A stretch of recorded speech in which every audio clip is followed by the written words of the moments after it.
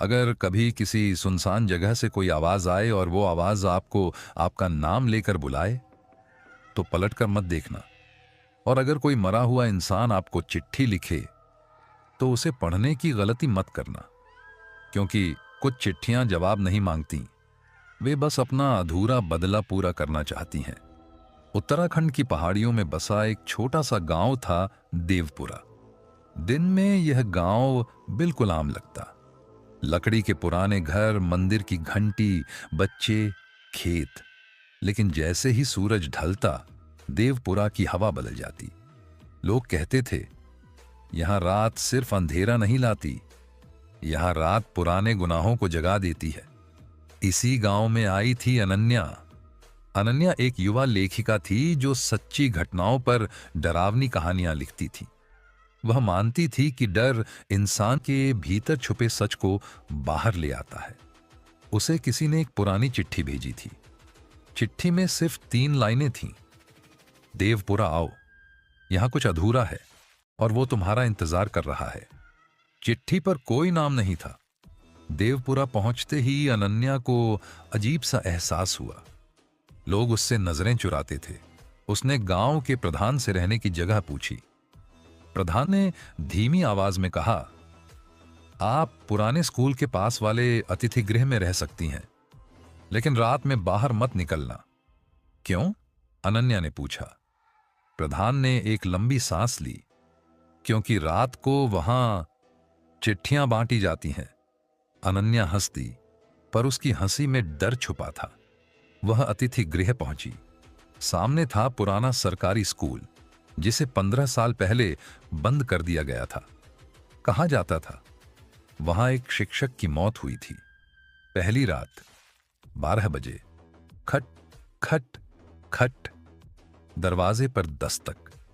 अनन्या ने झांक कर देखा, कोई नहीं। नीचे देखा, दरवाजे के पास पड़ी थी एक पुरानी चिट्ठी।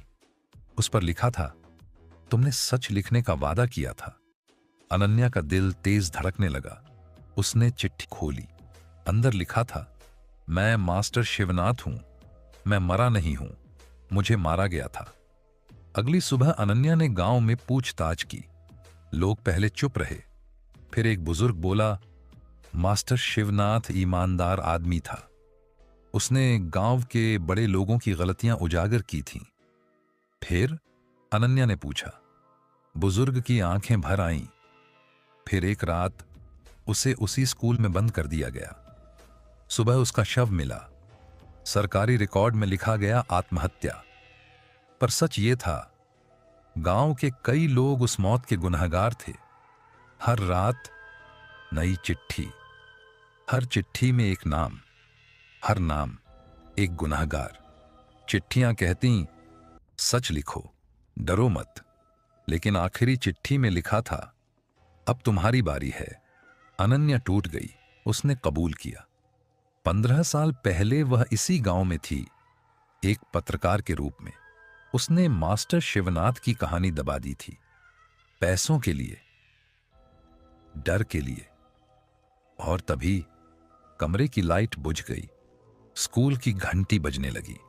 अंधेरे में एक आवाज, सच लिखना सिर्फ शब्द नहीं होता, सच लिखना जिम्मेदारी होती है। मास्टर शिवनाथ की आत्मा सामने थी। सुबह गांव वाले स्कूल पहुंचे। अनन्या वहां थी। उसके सामने खुली डायरी। डायरी में पूरा सच लिखा था। उसके आखिरी पन्ने पर, डर आत्मा को नहीं मारता, चुप्पी मारती है। अनन्या की मौत को भी आत्महत्या कहा गया। लेकिन उस रात के बाद देवपुरा में कोई चिट्ठी नहीं आई।